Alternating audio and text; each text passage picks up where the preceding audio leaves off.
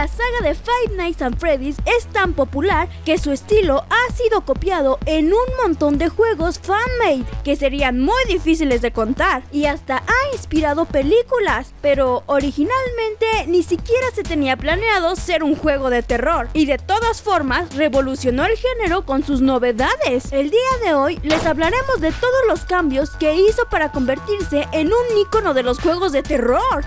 ¡Comencemos!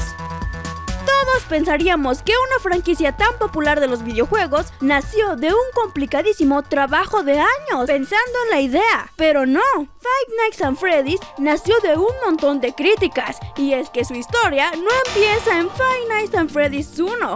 Scott Cawthon hizo Cheaper and Some Slumber Coup de 2013, un juego muy infantil y familiar que a nadie le gustó, y es que el protagonista era un castor jovencito con un diseño que a todo el mundo le parecía aterrador, y algunos hasta hacían burla diciendo que se veía como un animal animatrónico, muy espeluznante. Y es que si vemos la imagen del protagonista, vamos a notar cierto parecido a Freddy Fazbear. Con esto, nadie podría imaginar lo que crearía Scott más tarde.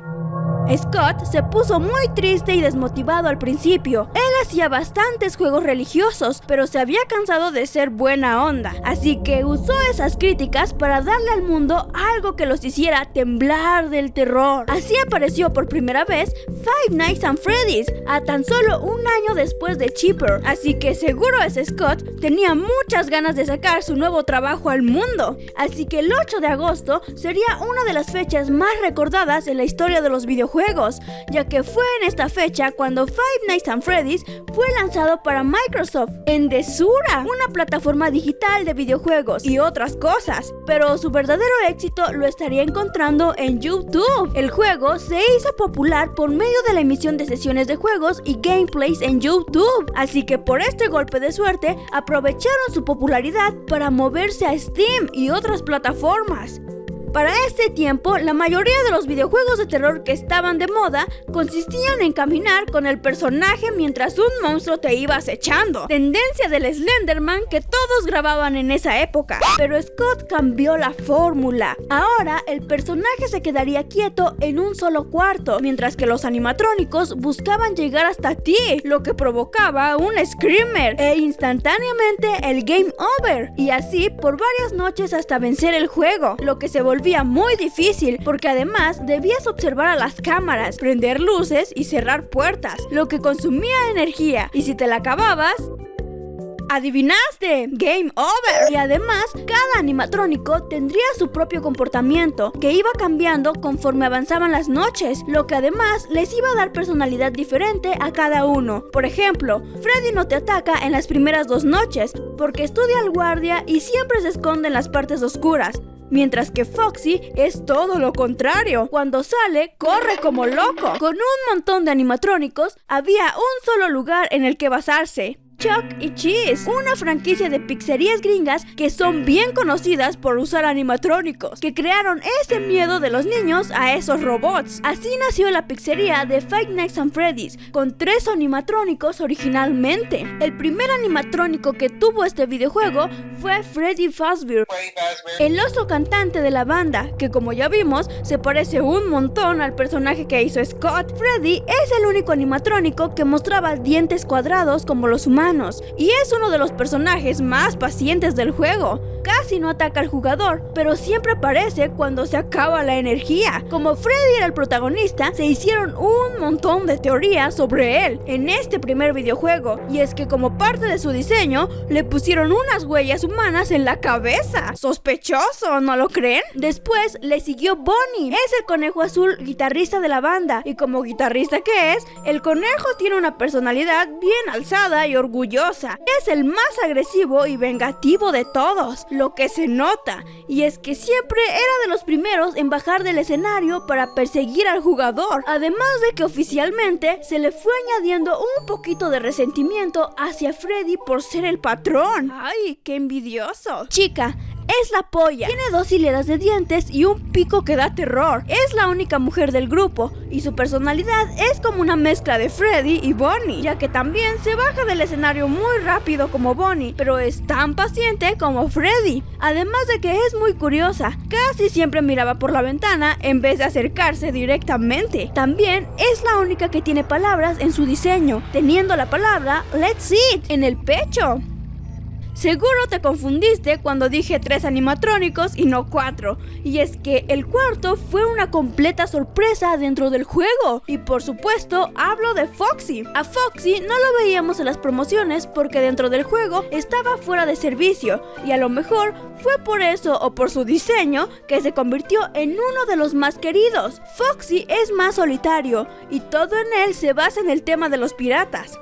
Otra sorpresa que tuvimos fue Golden Freddy, que se supone también era parte del elenco original, aunque en el juego es un easter egg que parece como forma de fantasma, y empezó con las teorías sobre la historia del juego, lo que lo hizo más popular.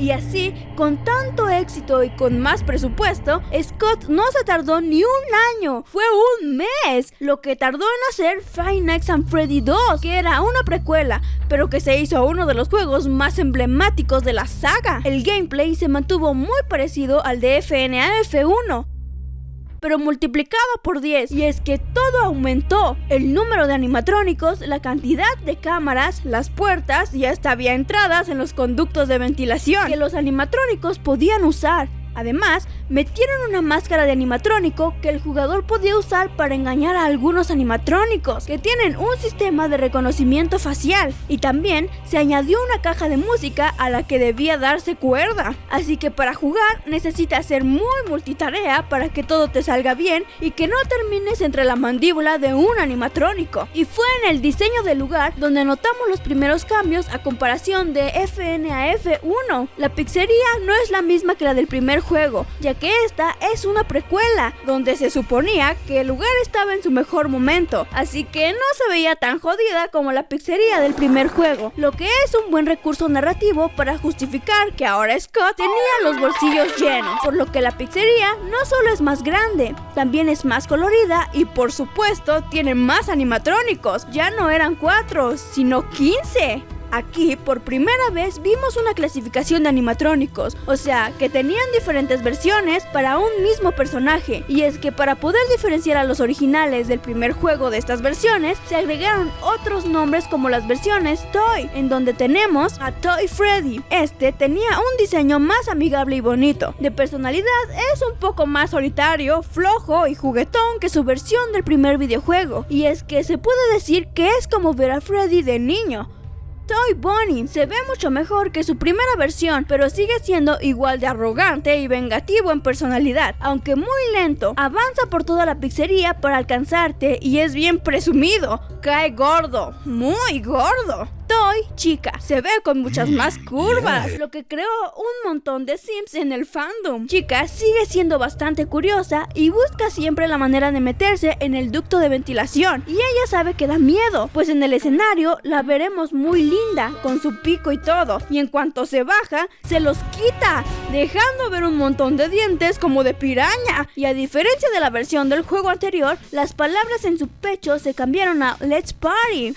Y su cupcake también cambió, pero nadie lo quiere. Vimos a nuevos animatrónicos que no eran parte de la línea Toy, donde conocimos a Mangle, que nos recuerda mucho a Foxy, y es que técnicamente sería la versión Toy de Foxy, pero es que en el juego Mangle no está completa, porque los niños de los juegos le fueron arrancando piezas hasta que nada más quedó su esqueleto, que se unió a un montón de piezas de otros animatrónicos, haciendo que Mangle se vea bien bizarra y sin forma. Por no estar completa de piezas, es fácil que se meta a la ventilación, y cuando llega ahí, jamás se va.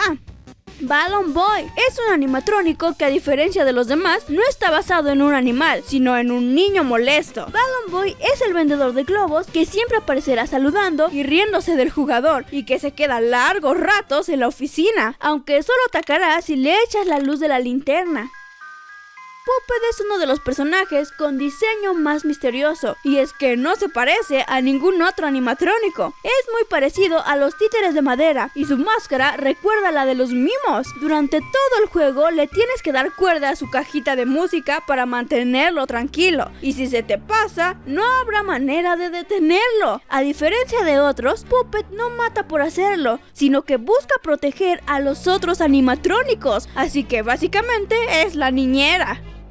JJ o Jai se parece un montón a Balloon Boy, pero no lo es, y no tiene jumpscare, por lo que no cuenta como un enemigo dentro del juego. Simplemente es una alucinación que aparece de vez en cuando debajo del escritorio del jugador. Supuestamente fue alucinación de los guardias, lo que nos hace pensar que el cupcake de chica tenía algo más que glaseado, y es que tenemos otras alucinaciones menos importantes, como son Shadow Freddy y el Endo 02. Golden Freddy. Este aparece de forma más activa aquí que en el primer videojuego y es más fácil de manejar, y aunque aparece poco, sí es un animatrónico que se debe evitar con la máscara del juego.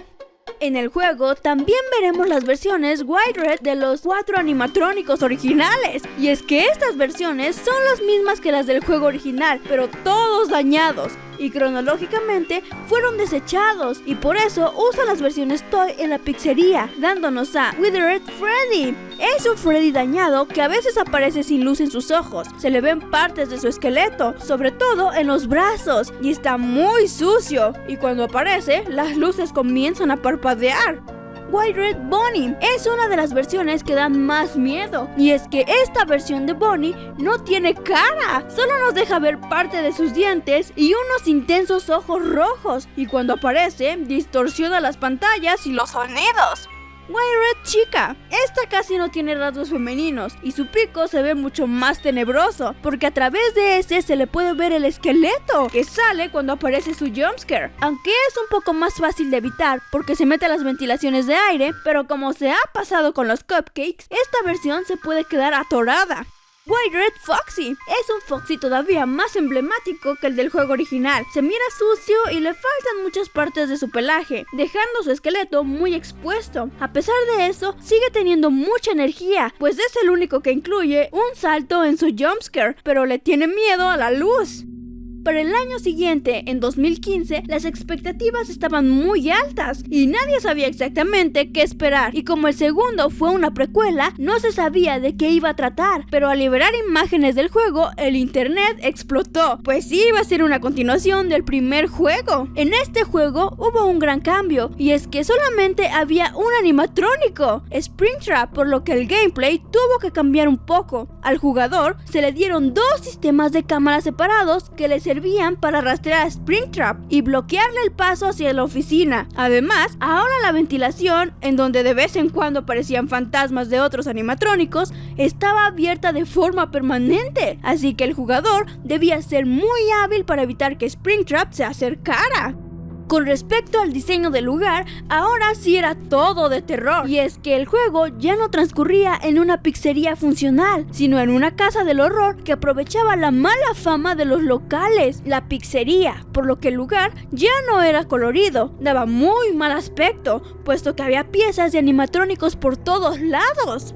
En cuanto a la personalidad y el diseño, tenemos a las versiones Phantom dentro del juego, que son como una versión White Red pero mucho menos activa, aunque sí se ven más tenebrosos, que igual se quedan un poco opacados al lado del verdadero antagonista, Springtrap. Originalmente el animatrónico era Spring Bonnie, una versión de Bonnie más alegre y amarilla, pero las cosas cambian cuando el traje es abandonado y adopta un color más oxidado y verdoso. La parte más interesante de Springtrap es que dentro tiene el cuerpo del gran villano que toda la saga estuvo tratando de presentar a través de mensajes ocultos, audios y los minijuegos, por lo que Springtrap tiene pedazos de su cuerpo que sí son visibles a través del cuerpo del animatrónico, haciendo que se vea mucho más tenebroso, y por eso tiene la personalidad más sádica y violenta de todos los personajes.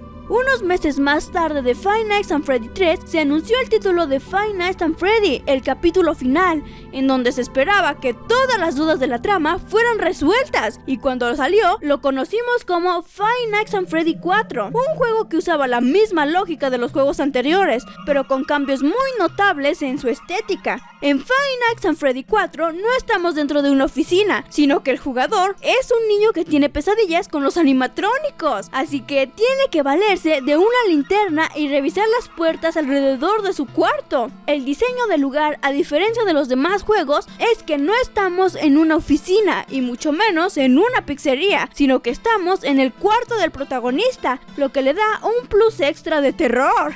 Para el diseño de estos animatrónicos, en esta ocasión tenemos a las versiones Nightmare, a los que les falta personalidad, pero lo compensan con su aspecto, que es muy similar al de los juegos anteriores, pero mucho más exagerados, y es que son vistos desde el punto de vista de un niño asustado. Quien tuvo un gran cambio fue Springtrap, y es que en esta versión tenemos a Plushtrap, que es más pequeño e infantil y que tiene su propio minijuego entre las noches.